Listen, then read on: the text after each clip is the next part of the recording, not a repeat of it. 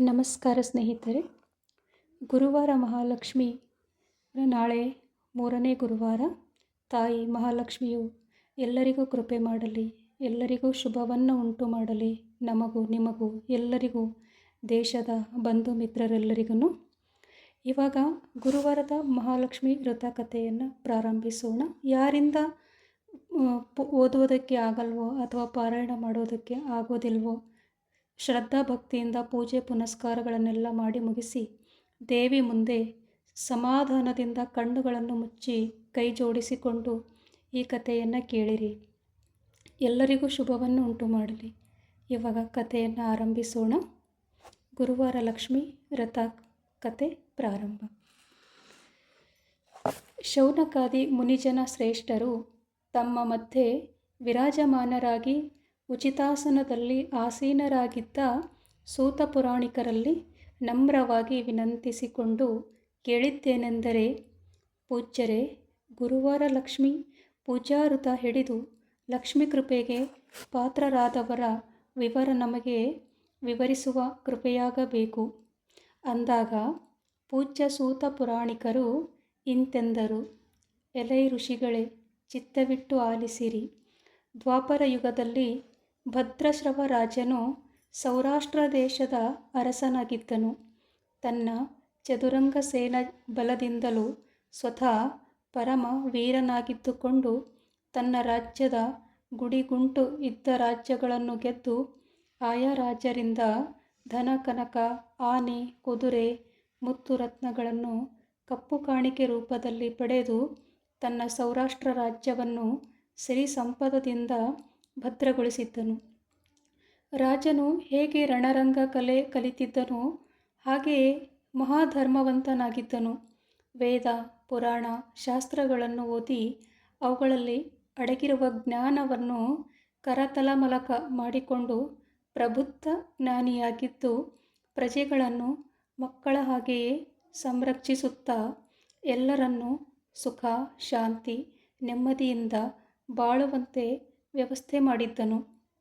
ಭದ್ರಶ್ರವ ರಾಜನಿಗೆ ಒಪ್ಪುವಂತೆ ಧರ್ಮವಿಷ್ಟಳು, ಮಹಾಪತಿವ್ರತೆಯೂ ಅನುಪಮ ಸುಂದರಿಯೂ ಆದ ಸುರತ ಚಂದ್ರಿಕಾ ಎಂಬ ಪಟ್ಟದ ರಾಣಿಯಿದ್ದಳು. ಹೀಗಿರಲು ದಿವಸ ಕಳೆದಂತೆ 7 ಜನ ಗಂಡು ಮಕ್ಕಳು, 1 ಹೆಣ್ಣು ಮಗಳು ಹುಟ್ಟಿದರು.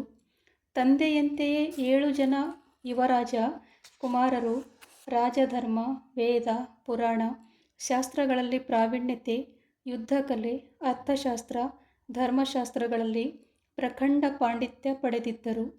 ಹೀಗಿರುವುದರಿಂದ ಬೇರಾವ ದೇಶದ ರಾಜರು ಇವರ ಮೇಲೆ ಬೀಳಲು ಭಯಭೀತರಾಗಿದ್ದರು. ಇನ್ನು ರಾಜಕುಮಾರಿಯಾದ ಶ್ಯಾಮಬಾಲೆಯು ಅನುಪಮ ರೂಪವತಿಯು. ತಾಯಿಯಲ್ಲಿದ್ದ ಎಲ್ಲ ಸಾತ್ವಿಕ ಗುಣಗಳು ಇವಳಲ್ಲಿಯೂ ಹುಟ್ಟಿನೊಂದಿಗೆ ರಕ್ತಗತವಾಗಿ ಹರಿದು ಬಂದಿದ್ದವು. ವಯಸ್ಸಿಗೆ ಬಂದ ಮಗಳಾದ ಶ್ಯಾಮಬಾಲೆಯ ಸ್ವಯಂವರವನ್ನು ಏರ್ಪಡಿಸಿದರು. ಅದೆಷ್ಟೋ ರಾಜರುಗಳು ಈ ಸ್ವಯಂವರದಲ್ಲಿ ವರರಾಗಿ ಬಂದಿದ್ದರು. ಇವರಂತೆ ಮಾಂಡಲಿಕ ರಾಜನಾಗಿದ್ದ ಸಿದ್ಧೇಶ್ವರನ ಮಗನಾದ ಮಾಲಾಧರನು ಬಂದಿದ್ದನು. ಮಾಲಾಧರನು ನೋಡಲು ಸ್ಫುರದ್ರೂಪಿಯೂ, ಹರವಾದ ಎದೆ, ಭದ್ರಬಾಹುಗಳು, ಮೈಕಟ್ಟಾದ ಶರೀರದೊಂದಿಗೆ ರಣರಂಗ ಕಲೆ, ರಾಜನೀತಿ, ಧರ್ಮಾಚರಣೆಯಲ್ಲಿ ಶ್ರದ್ಧೆ ಉಳ್ಳವನಾಗಿದ್ದನು. ಈ ಎಲ್ಲ ವಿಷಯವನ್ನು ಮೊದಲೇ ತಿಳಿದುಕೊಂಡಿದ್ದ ರಾಜಕುಮಾರಿ ಶ್ಯಾಮಬಾಲೆಯು ಯುವರಾಜ ವರನಾದ ಮಾಲಾಧರನನ್ನು ವರಿಸಿ ಅವನಿಗೆ ಮಾಲೆ ಹಾಕಿದಳು. ಭದ್ರಶ್ರವ ಮಹಾರಾಜನು ಬಹು ವೈಭವದಿಂದ ಮಗಳನ್ನು ಧಾರೆ ಎರೆದು ಮದುವೆ ಮಾಡಿಕೊಟ್ಟನು.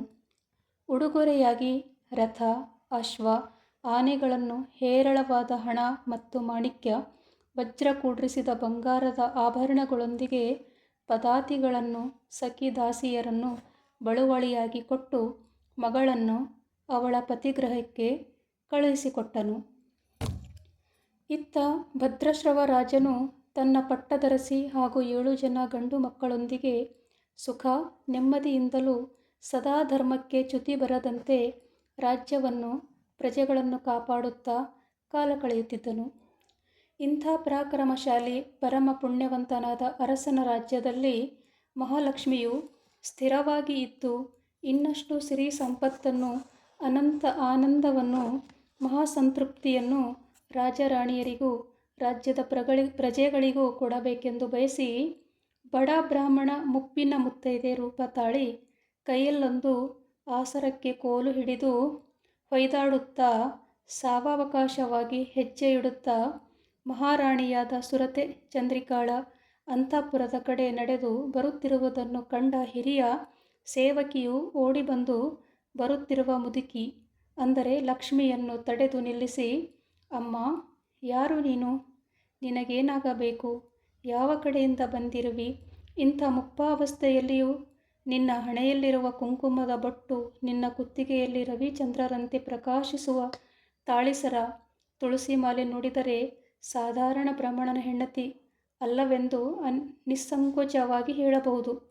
ಕಾರಣ, ಅಜ್ಜಿ, ನೀನು ದೇವಲೋಕದ ದೇವತೆಯೋ, ಗಂಧರ್ವಲೋಕದ ಕಣ್ಮಣಿಯೋ, ತಪಸ್ವಿಗಳ ತಪಪ್ರಭಾವದ ಅಪ್ಸರೆಯೋ ಎಂದು ಕೇಳಿದಳು. ಆಗ ಮುತ್ತೈದೆಯಾದ ಮುದುಕಿಯು, ಮಗಳೇ, ನನ್ನ ಹೆಸರು ಕಮಲಮುಖಿ. ನನ್ನ ಪತಿಯನ್ನು ಸಾಧು ಸಜ್ಜನರು ಜಗದೀಶನೆಂದು ಕರೆಯುತ್ತಾರೆ. ನಾವಿರುವುದು ವೈಕುಂಠಕ್ಕೆ ಸಮಾನವಾದ ಭೂಲೋಕದ ದ್ವಾರಕಾ ನಗರಿಯಲ್ಲಿ. ಈಗ ನಾನು ಅಲ್ಲಿಂದಲೇ ಬಂದಿರುವೆನು. ನಿಮ್ಮ ರಾಣಿಗೆ ಒಂದು ಅತಿ ಮಹತ್ವದ ಸಂದೇಶ ಹೇಳುವುದರ ನಿಮಿತ್ತ ಬಂದಿರುವೆನು. ಆಗ ಆಪ್ತ ಸೇವಕಿಯು, ಅಜ್ಜಿ, ರಾಣಿ ವಾಸದಲ್ಲಿ ಮಹಾರಾಜರು ಮಹಾರಾಣಿಯೊಂದಿಗೆ ಇರುವುದರಿಂದ ಯಾರಿಗೂ ಹೋಗಲು ಅನುಮತಿಯಿಲ್ಲ. ಅಜ್ಜಿ, ನೀನು ಹೇಳಬೇಕೆಂದಿರುವ ಸಂದೇಶವನ್ನು ನನಗೆ ಹೇಳಿದರೆ ನಾನು ಮಹಾರಾಣಿಯವರನ್ನು ಕಂಡು ಏಕಾಂತದಲ್ಲಿ ಗುಪ್ತವಾಗಿ ಅವರಿಗೆ ಎಲ್ಲವನ್ನೂ ಸಾಧ್ಯಾಂತವಾಗಿ ಹೇಳುವೆನು ಅಂದಾಗ, ವೃದ್ಧೆ ರೂಪದಲ್ಲಿದ್ದ ಮಹಾಲಕ್ಷ್ಮಿಯು, ನಿನ್ನಿಷ್ಟದಂತೆಯೇ ಆಗಲಿ. ಇದು ಕೇಳು. ನಾನು ಹೇಳಿದ್ದೆಲ್ಲವನ್ನು ನಿನ್ನ ರಾಣಿಗೆ ಹೇಳು. ಈ ನಿಮ್ಮ ಮಹಾರಾಣಿಯಾದ ಸುರತಚಂದ್ರಿಕೆಯು ಹಿಂದಿನ ಜನ್ಮದಲ್ಲಿ ಒಬ್ಬ ವ್ಯಾಪಾರಿಯ ಹೆಂಡತಿಯಾಗಿದ್ದಳು. ಅಂದರೆ ವ್ಯಾಪಾರಿಯು ಬಡವನಾಗಿದ್ದುದರಿಂದ, ವ್ಯವಹಾರದಲ್ಲಿ ಲಾಭಾಂಶ ಕಡಿಮೆ ಇದ್ದುದರಿಂದ ಹೆಂಡತಿಯನ್ನು, ಮಕ್ಕಳನ್ನು ಸಂತೋಷದಿಂದಲೂ ಬಟ್ಟೆ ಬರೆ ಆಹಾರಗಳಿಂದಲೂ ನೆಮ್ಮದಿಯಿಂದ ಇದ್ದು ಸುಖಜೀವನ ಸಾಗಿಸುವುದು ಬಹಳ ಕಷ್ಟವಾಗಿ, ಪ್ರತಿದಿನ ಒಂದಲ್ಲ ಒಂದು ಕೊರತೆಯಿಂದ ಗಂಡ ಹೆಂಡತಿಯರ ಮಧ್ಯೆ ಮಾತಿನ ಚಕಮಕಿ ನಡೆದೇ ಇರುತ್ತಿತ್ತು.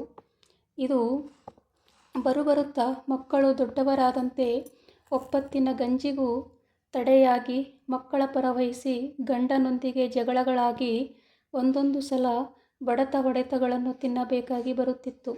ಇದರಿಂದ ಬೇಸತ್ತು ರೋಸಿ ಹೋಗಿ ಗಂಡನನ್ನು, ಮನೆಯನ್ನು, ಹೊಟ್ಟೆಯ ಮಕ್ಕಳನ್ನು ತೊರೆದು ಅಡವಿಯಲ್ಲಿ ಗೆಡ್ಡೆಗೆಣಸು ತಪ್ಪಲು ತಿಂದಾದರೂ ಬದುಕಬೇಕೆಂದು ಅಡವಿ ಸೇರಿದಳು.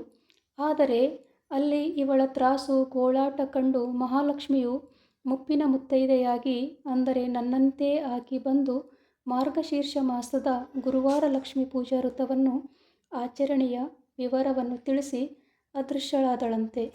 ಅದರಂತೆ ಆಚರಿಸಿದಾಗ ಪತಿಯ ವೈಶ್ಯವೃತ್ತಿಯಲ್ಲಿ ಲಾಭಾಂಶ ಹೆಚ್ಚಾಗಿ ಪತಿ ಪುತ್ರರೊಂದಿಗೆ ಬಹುಕಾಲ ಸುಖ ಸಂತೋಷದಲ್ಲಿ ಕಾಲ ಕಳೆಯುತ್ತಾ ಕೊನೆಗೆ ವೈಕುಂಠ ಪದವಿ ಪಡೆದು ಅಲ್ಲಿ ದೇವಲೋಕದಲ್ಲಿ ಮಾರ್ಗಶೀರ್ಷ ಮಾಸ ಗುರುವಾರ ಲಕ್ಷ್ಮಿ ಪೂಜಾ ವ್ರತದ ಪುಣ್ಯದ ಫಲದಿಂದ ಈಗ ಮತ್ತೆ ರಾಜರಾಣಿಯರಾಗಿ ಜನ್ಮವೆತ್ತಿದ್ದಾರೆ. ಈಗ ಅದೇ ಗುರುವಾರ ಲಕ್ಷ್ಮೀ ಪೂಜಾ ವ್ರತವನ್ನು ಮರೆತಿದ್ದಾಳೆ. ಹಿಂದಿನ ಜನ್ಮದ ಕಲ್ಪನೆಯು ನೆನಪಿಗೆ ಬಾರದ್ದರಿಂದ ನೆನಪಿಸಿ ಇನ್ನಷ್ಟು ಸುಖ, ಶಾಂತಿ, ನೆಮ್ಮದಿ ರಾಜರಾಣಿಯರಿಗೂ ಪ್ರಜೆಗಳಿಗೂ ಪ್ರಾಪ್ತವಾಗಲೆಂದು ಬಯಸಿ ಹೇಳಬಂದಿದ್ದೇನು ಎಂದು ಹೇಳಿ ನಾನಿನ್ನು ಬರುವೆ ಎಂದು ಬಾಗಿಲ ಬಳಿ ಸರಿದಂತೆ ಆಗ ರಾಣಿಯ ಆಪ್ತ ದಾಸಿಯು ನೋಡುತ್ತಿದ್ದಂತೆ ಮಾಯವಾದಳು. ಇದನ್ನೆಲ್ಲ ನೋಡಿದ ದಾಸಿಯು, ನಾನೇ ಧನ್ಯಳು, ನನಗೆ ಮಹಾಲಕ್ಷ್ಮಿ ವೃದ್ಧೆ ಮುತ್ತೈದೆ ರೂಪದಲ್ಲಿ ಕಾಣಿಸಿಕೊಂಡು ಹೇಳಿದ್ದನ್ನು ಅರಸಿಗೆ ಹೇಳಬಯಸಿ ಧಾವಿಸಿ ಬಂದು ಮಹಾರಾಣಿ ಸುರತಚಂದ್ರಿಕೆಯ ಮುಂದೆ ಹೇಳಿದಳು. ಅಲ್ಲದೆ ಗುರುವಾರ ಲಕ್ಷ್ಮಿ ಪೂಜೆಯನ್ನು ಆಚರಿಸಿರಿ ಎಂದು ದೈನ್ಯತೆಯಿಂದ ಬೇಡಿಕೊಂಡಳು. ಸುರತಚಂದ್ರಿಕೆಯು ಅನುಪಮ ಸೌಂದರ್ಯದಿಂದಲೂ ಪಟ್ಟದರಸಿ ಎಂಬ ಅಧಿಕಾರದ ಬಲದಿಂದಲೂ ಸಿರಿ ಸಂಪತ್ತಿನಿಂದ ತುಂಬಿದ ಐಶ್ವರ್ಯ ಮದದಿಂದಲೂ ಉನ್ಮತ್ತಳಾದ ಈಕೆಗೆ ವಿವೇಕ ಎಲ್ಲಿಂದ ಬರಬೇಕು? ತನ್ನ ಆಪ್ತದಾಸಿ ಹೇಳಿದ ಒಂದು ಮಾತು ಹಿಡಿಸಲಿಲ್ಲ. ಪೂಜೆಯಂತೆ, ಅದು ಗುರುವಾರ ಲಕ್ಷ್ಮಿ ಪೂಜೆಯಂತೆ ಅಂದು ಉದಾಸೀನ ಭಾವ ತಾಳಿ ತಿರಸ್ಕರಿಸಿಬಿಟ್ಟಳು. ಎಲ್ಲವನ್ನು ಬಲ್ಲವಳಾದ ಮಹಾಲಕ್ಷ್ಮಿಗೆ ಸುರತಚಂದ್ರಿಕೆ ತಿರಸ್ಕರಿಸಿದ್ದು ಗೊತ್ತಾಗಿ ಕೋಪಿತಗೊಂಡು ಮಹಾಲಕ್ಷ್ಮಿಯು ಭದ್ರಶ್ರವನ ರಾಜ್ಯ ತೊರೆದು ತನ್ನ ವಾಸಸ್ಥಾನವಾದ ಭೂಲೋಕ ವೈಕುಂಠವೆಂದೇ ಹೆಸರಾದ ದ್ವಾರಕೆಯ ಕಡೆಗೆ ಪ್ರಯಾಣ ಹೊರಟಳು. ದಯಾಮಯಳಾದ ಮಹಾಲಕ್ಷ್ಮಿಯು ನಿರ್ದಯಳಾಗದೆ ಸುರತಚಂದ್ರಿಕೆಯ ಏಕೈಕ ಮಗಳಾದ ಶ್ಯಾಮಬಾಲೆಗಾದರೂ ವೃತದ ಮಹಿಮೆ ಪೂಜಾ ವಿಧಾನವನ್ನಾದರೂ ಉಪದೇಶಿಸಬೇಕೆಂದು ಸೌರಾಷ್ಟ್ರದ ಸಾಮಂತ ಅರಸನಾದ ಸಿದ್ದೇಶ್ವರನ ರಾಜ್ಯಕ್ಕೆ ಬಂದು ಒಬ್ಬ ಬ್ರಾಹ್ಮಣ ಮುತ್ತೈದೆಯ ರೂಪ ತಾಳಿ ಶ್ಯಾಮಬಾಲೆಯ ನಿವಾಸಕ್ಕೆ ಬಂದಳು.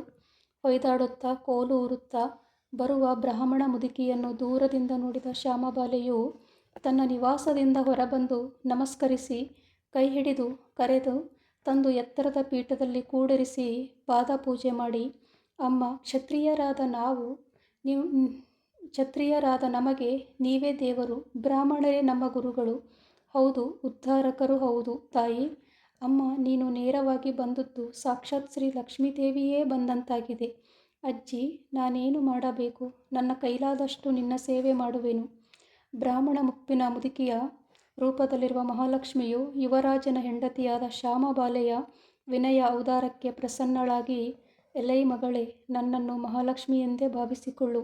ಬಹು ದಿವಸಗಳ ಹಿಂದೆ ನಾನೇ ನಿನ್ನ ತಾಯಿಗೆ ಮಾರ್ಗಶೀರ್ಷ ಗುರುವಾರ ಲಕ್ಷ್ಮೀ ಪೂಜಾ ವೃತ ಮಾಡಲು ಹೇಳಿದ್ದೆ.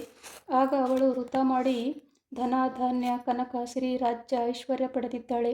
ಈ ಎಲ್ಲ ಸುಖ ಸಂಪತ್ತು ಹಾಗೆಯೇ ಮುಂದಕ್ಕೂ ವೃದ್ಧಿಯಾಗಲಿ ಎಂದು ಈಗಲೂ ಹೋಗಿ ಹೇಳಿದೆ. ಆದರೆ ರಾಜಮತ, ರೂಪಮತ, ಐಶ್ವರ್ಯ ಮತದಿಂದ ನಾನು ಹೇಳಿದ ಮಾತುಗಳನ್ನು ತಿರಸ್ಕರಿಸಿದ್ದಾಳೆ. ಕಾರಣ, ಅಲ್ಲಿಂದ ಹೊರಟು ನನ್ನ ವಾಸಸ್ಥಾನಕ್ಕೆ ಹೋಗುವ ಮಾರ್ಗದಲ್ಲಿ ನಿನಗಾದರೂ ಹೇಳಿ ಹೋಗೋಣವೆಂದು ನಿನ್ನ ಕಡೆ ಬಂದಿದ್ದೇನೆ. ಅಜ್ಜಿ, ಮಹಾಲಕ್ಷ್ಮಿಯು ಹೇಗೆ ಇರುವಳೋ ಅವಳ ರೂಪ, ಆಕಾರ ನಾನಂತೂ ಅರಿಯೆ. ನೀನೇ ಮಹಾಲಕ್ಷ್ಮಿ ಎಂದು ನಂಬಿದ್ದೇನೆ. ತಾಯಿ, ನನ್ನ ಹಡೆದವ್ವನ ತೋರಿದ ಅನಾದರಕ್ಕೆ ನಾನು ನಿನ್ನಲ್ಲಿ ಕ್ಷಮೆ ಬೇಡುತ್ತೇನೆ. ಮನ್ನಿಸು ತಾಯಿ. ನೀನೇ ಕುಪಿತಳಾದರೆ ಅದಾರು ನಮ್ಮನ್ನು ಕಾಪಾಡುವವರು, ಉದ್ಧರಿಸುವವರಾರು?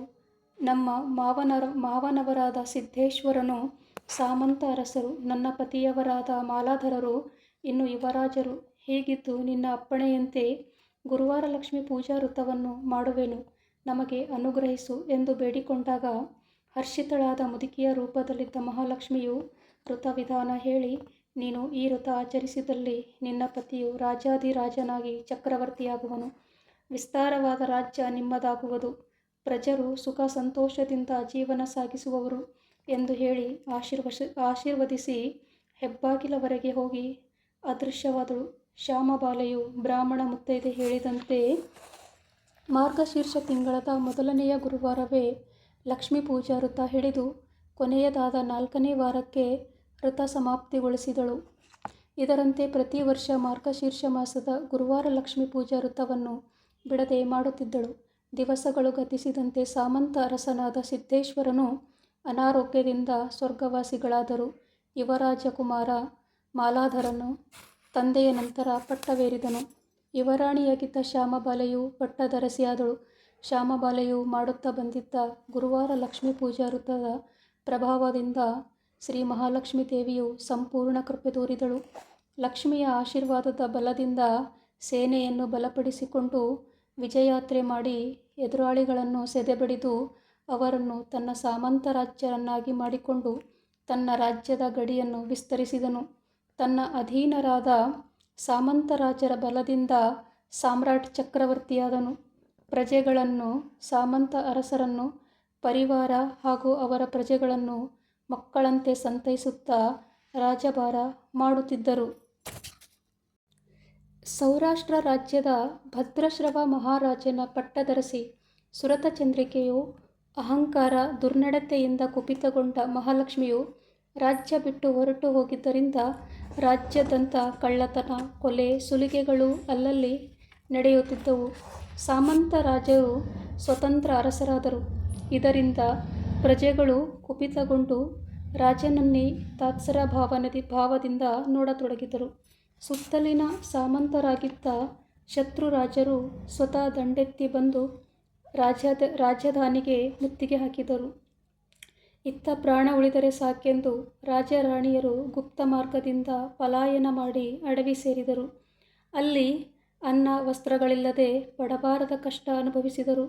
ಕಷ್ಟ ಸಹಿಸಲಾರದೆ ರಾಣಿಯಾದ ಸುರತಚಂದ್ರಿಕೆಯು ಪತಿಯನ್ನುದ್ದೇಶಿಸಿ, ಹೇ ಪ್ರಭು, ಈಗ ನಮ್ಮ ಅಳಿಯಂದಿರು ತನ್ನ ಬುದ್ಧಿಬಲ ಸೈನ್ಯಬಲದಿಂದ ಸಾಮಂತರಾಗಿದ್ದವರು ಸಾಮ್ರಾಟರಾಗಿದ್ದಾರೆ. ಧನ ಕನಕ ಧಾನ್ಯ ವಸ್ತುಗಳ ಸಂಗ್ರಹದಿಂದ ಅವರ ಐಶ್ವರ್ಯ ವೃದ್ಧಿಯಾಗಿದೆ. ನೀವು ನಮ್ಮ ಅಳಿಯನ ಬಳಿ ಹೋಗಿ ನಮಗೊದಗಿದ ಈ ದುರ್ದಶೆಯನ್ನು ತಿಳಿಸಿ ಅವನಿಂದ ಸಹಾಯ ಪಡೆದು ಕಳೆದು ಹೋದ ರಾಜ್ಯ ಐಶ್ವರ್ಯ ಮರಳಿ ಪಡೆಯಬಹುದು. ಒಂದು ವೇಳೆ ರಾಜ್ಯ ದೊರೆಯದಿದ್ದರೂ ಅನ್ನ ವಸ್ತ್ರಕ್ಕಾದ ಚಿಂತೆ ಇಲ್ಲದಂತೆ ಇರಬಹುದಲ್ಲವೇ ಎಂದು ಹೇಳಿದಳು. ಹೆಂಡತಿಯ ಮಾತು ಸರಿ ಎನ್ನಿಸಿ ರಾಜಭ್ರಷ್ಟನಾದ ಭದ್ರಶ್ರವ ರಾಜನು ತನ್ನ ಅಳಿಯ ರಾಜಧಾನಿಯತ್ತ ಬೆಳೆಸಿದನು. ದೀರ್ಘ ಪ್ರಯಾಣ ಮಾಡಿ ಆಯಾಸವಾದುದರಿಂದ ಮಾರ್ಗ ಮಧ್ಯದ ರಾಜ್ಯೋದ್ಯಾನದಲ್ಲಿ ಸ್ವಲ್ಪ ಹೊತ್ತು ದಣಿವಾರಿಸಿಕೊಳ್ಳಲು ವಿಶ್ರಮಿಸಿದ್ದನು. ಉದ್ಯಾನವನದಲ್ಲಿಯ ಸಿಹಿ ಫಲಗಳನ್ನು ತಿಂದು ನೀರು ಕುಡಿದುದರಿಂದಲೂ ತಂಪಾದ ಗಾಳಿ ಬೀಸುವುದರಿಂದ ಹಾಗೆ ಒರಗಿದಾಗ ನಿದ್ರೆ ಹೋದನು. ಸಾಯಂಕಾಲವಾಯಿತು. ಪಟ್ಟಣ ರಾಣಿಯಾದ ಶ್ಯಾಮಬಾಲೆಯು ಅಂತಃಪುರದ ಪರಿಚಾರಿಕೆಯರೊಂದಿಗೆ ವಿಹಾರಕ್ಕಾಗಿ ಅಲ್ಲಿಗೆ ಆಗಮಿಸಿದರು. ಗಿಡದ ನೆರಳಿನಲ್ಲಿ ಮಲಗಿದವರಾರೆಂದು ತಿಳಿದುಕೊಂಡು ಬರಲು ತನ್ನ ಓರ್ವ ಆಪ್ತ ಸಖಿಯನ್ನು ಕಳುಹಿಸಿಕೊಟ್ಟಳು. ಅವಳು ಬಂದು ಆಗಂತುಕರು ಯಾರು ಎಂದು ವಿಚಾರಿಸಿಕೊಂಡು ತನ್ನ ಅರಸಿಗೆ ಸುದ್ದಿ ಮುಟ್ಟಿಸಿದಳು. ವಿಷಯ ತಿಳಿದು ಸ್ವತಃ ಮಗಳು ತನ್ನ ತಂದೆ ತಾಯರಿಗಾದ ಹೀನ ಸ್ಥಿತಿಯನ್ನು ನೆನೆದು ದುಃಖಿಸಿ ತಂದೆಯನ್ನು ತನ್ನೊಂದಿಗೆ ಅರಮನೆಗೆ ಕರೆದೊಯ್ದಳು. 4 ದಿವಸ ಇಟ್ಟುಕೊಂಡಳು. ತಂದೆಯು ತನ್ನ ಅಳಿಯನಲ್ಲಿ ಸಹಾಯ ಯಾಚಿಸಲು ಆಗದೆ ಮನಸ್ಸಿಗೆ ಖೇದವೆನಿಸಿ ಹಾಗೆಯೇ ಹೊರಟು ನಿಂತನು. ಆಗ ಮಗಳು, ಅಪ್ಪಾಜಿ, ಈ ಭದ್ರವಾದ ಪಾತ್ರೆಯಲ್ಲಿ ಕೆಲವೊಂದು ನಗದು ನಾಣ್ಯ ಇಟ್ಟಿರುವೆನು. ಇವುಗಳನ್ನು ವಿಕ್ರಯ ಮಾಡಿ ಬಂದ ಹಣದಿಂದ ಸೈನ್ಯ ಸಜ್ಜುಗೊಳಿಸಿ ಕಳೆದುಕೊಂಡ ರಾಜ್ಯವನ್ನು ಪುನಃ ಪಡೆದುಕೊಳ್ಳಪ್ಪ ಎಂದು ಹೇಳಿ ತಂದೆಯನ್ನು ರಥದಲ್ಲಿ ಬೀಳ್ಕೊಟ್ಟಳು. ಅಡವಿ ಮಧ್ಯದಲ್ಲಿ ನಿರ್ಮಿಸಿದ್ದ ಜೋಪಡಿ ಕುಟೀರಕ್ಕೆ ಬಂದು ತನ್ನ ಹೆಂಡತಿಗೆ ಎಲ್ಲ ವಿಷಯ ತಿಳಿಸಿ ತಮಗಾಗಿ ಮಗಳು ಕೊಟ್ಟ ದ್ರವ್ಯಧನದ ಪಾತ್ರೆ ತೋರಿಸಿದನು. ಕಾತುರಗೊಂಡ ಅತಿಯಾಶೆಯಿಂದ ಪಾತ್ರೆಯ ಮುಚ್ಚಳ ತೆರೆದು ನೋಡಲು, ನಾವೊಂದು ಬಯಸಿದರೆ ದೈವವೊಂದು ಕೊಡುವುದು ಎಂಬಂತೆ ಮಹಾಲಕ್ಷ್ಮಿಯ ಶಾಪ ಬಿದ್ದುದರಿಂದ ಮಗಳು ಕಳಿಸಿದ ನಗನಾಣ್ಯಗಳು ಇದ್ದಲಿಯ ರೂಪಾಂತರವಾಗಿದ್ದವು. ಇದನ್ನು ನೋಡಿ ರಾಜರಾಣಿಯರು ಬಹು ನೊಂದುಕೊಂಡು ದುಃಖಿಸಿದರು. ಇದು ನಮಗೊದಗಿದ ಶಾಪದ ಫಲವೆಂದು ಭಾವಿಸದೆ ನವಮಾಸ ಹೊತ್ತು ಹೆತ್ತು ಲಾಲನೆ ಪಾಲನೆ ಮಾಡಿದ ತಂದೆ ತಾಯಿಗಳಿಗೆ ಮಗಳಾದ ಶ್ಯಾಮಬಾಲೆಯು ಮಾಡಿದ ಪರಿಹಾಸವೆಂದು ತಿಳಿದು ಮಗಳ ಮೇಲೆ ಸಿಟ್ಟಾಗಿ ನಾನೇ ಅವಳ ಅರಮನೆಗೆ ಹೋಗಿ ಛೀ ಮಾಡಿ ಬರುವೆನೆಂದು ದುಃಖತಪ್ತಳಾಗಿ ಮಗಳ ಅರಮನೆಯತ್ತ ನಡೆದಳು. ರಾಜ್ಯ ವೈಭವವನ್ನು ಕಳೆದುಕೊಂಡ ಮತಿಹೀನಳಾದ ಸುರತಚಂದ್ರಿಕೆಗೆ ಅಂದು ಮಾರ್ಗಶೀರ್ಷ ಮಾಸದ ಪ್ರಥಮ ಗುರುವಾರವೆನ್ನುವುದು ಮರೆತೇ ಹೋಗಿತ್ತು. ಬಿರುಗಾಳಿಯಂತೆ ಮಗಳ ಅರಮನೆ ಪ್ರವೇಶಿಸಿದಳು. ಅಲ್ಲಿ ಮೊದಲನೆಯ ಗುರುವಾರ ಲಕ್ಷ್ಮೀ ಪೂಜೆಯನ್ನು ಅತಿ ವೈಭವದಿಂದ ಶ್ಯಾಮಬಾಲೆಯು ನಡೆಸಿದ್ದಳು. ಲಕ್ಷ್ಮೀ ಪೂಜೆಯನ್ನು ಕಂಡಾಕ್ಷಣವೇ ಸುರತಚಂದ್ರಿಕೆಯ ಮಗಳ ಮೇಲಿನ ಸಿಟ್ಟು ರೋಷ ಮಾಯವಾಯಿತು. ಮಗಳು ತನ್ನ ತಾಯಿಯನ್ನು ಕಂಡು ಬಂದೆಯ ಅವ್ವ, ಬಾ ಎಂದು ಮಮತೆಯಿಂದ ಕೈ ಹಿಡಿದು ಕರೆದೊಯ್ದಳು. ಸ್ನಾನ ಮಾಡಿಸಿ ತಾಯಿಯೊಂದಿಗೆ ಅಂದಿನ ಪೂಜೆಯನ್ನು ವಿಧಿವಿಧಾನದಂತೆ ಮುಗಿಸಿದಳು. ತಾಯಿ ಮಗಳು ಕಷ್ಟ ಸುಖಗಳನ್ನು ಹಂಚಿಕೊಂಡರು. ತಾಯಿಯನ್ನು 4 ಗುರುವಾರ ಪೂಜೆ ಮುಗಿಸಿದ ನಂತರವೇ ಬೀಳ್ಕೊಡುವುದಾಗಿ ಮಗಳು ಅಳಿಯಂದಿರು ಹೇಳಿದರು. ವಿಧಿ ಇಲ್ಲದೆ ಉಳಿದುಕೊಳ್ಳಬೇಕಾಯಿತು. ಮಗಳು ಬಲವಂತದಿಂದ ತಾಯಿಯನ್ನು ತನ್ನೊಂದಿಗೆ ಕರೆದುಕೊಂಡು 2ನೆಯ 3ನೆಯ ಹಾಗೂ ಕೊನೆಯದಾದ 4ನೆಯ ಗುರುವಾರ ಲಕ್ಷ್ಮೀ ಪೂಜೆಯನ್ನು ಮಾಡಿ ಮುಗಿಸಿದರು. ಮಗಳು ತನ್ನ ತಂದೆಯ ಕಳೆದುಕೊಂಡ ರಾಜ್ಯ ಮರಳಿ ಪಡೆಯಲಿ ಎಂದು ಅಳಿದು ಹೋದ ರಾಜ್ಯ ಸುಖ ಸಿರಿ ಸಂಪತ್ತು ನನ್ನ ತಂದೆ ತಾಯಿಯವರಿಗೆ ಲಭಿಸಲೆಂದು ಅನನ್ಯ ಭಕ್ತಿಯಿಂದ ಬೇಡಿಕೊಂಡಳು. ಎಲ್ಲವನ್ನು ಕಳೆದುಕೊಂಡ ಹತಾಶಳಾಗಿ ಪ್ರಾಯಶ್ಚಿತ್ತ ಹೊಂದಿ ದುಃಖದಿಂದ ಪರಿತಪಿಸುತ್ತಾ, ಹೇ ದೇವಿ, ನಾನು ಮಾಡಿದ ಹೀನ ಕೆಲಸವನ್ನು ಮನ್ನಿಸು. ನನಗೆ ನನ್ನ ಅರಿವು ಗೊತ್ತಾಗಿದೆ. ದೇಹದಲ್ಲಿ ಉಸಿರು ಇರೋವರೆಗೆ ನಿನ್ನ ಪೂಜೆಯನ್ನು ಪ್ರತಿ ವರ್ಷ ಮಾರ್ಗಶೀರ್ಷ ಮಾಸ ಗುರುವಾರ ಲಕ್ಷ್ಮೀ ಪೂಜಾ ವೃತವನ್ನು ಮಾಡುವೆನು. ನನ್ನನ್ನು ಕಾಪಾಡು. ಕಳೆದು ಹೋದ ನನ್ನ ಪತಿಯ ಸಾಮ್ರಾಜ್ಯ ಮರಳಿ ಬರಲಿ.